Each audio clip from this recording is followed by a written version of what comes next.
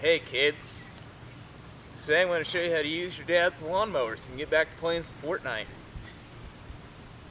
So the first thing you gotta do is make sure that you have gas in it. So you're going to unscrew this cap and you're going to look down and make sure that it still has liquid in there. Alright, so there's gas in there, so we're going to put the cap back on. If there's not anything in there, go ask your dad.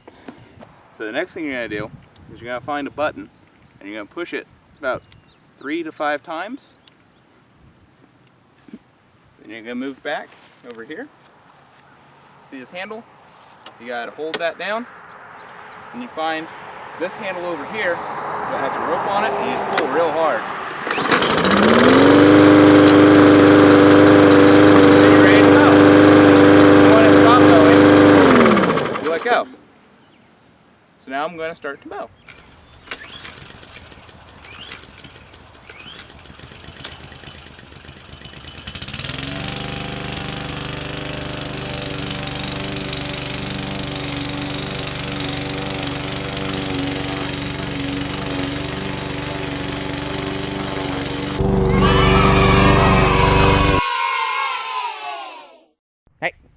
Hey, come back here.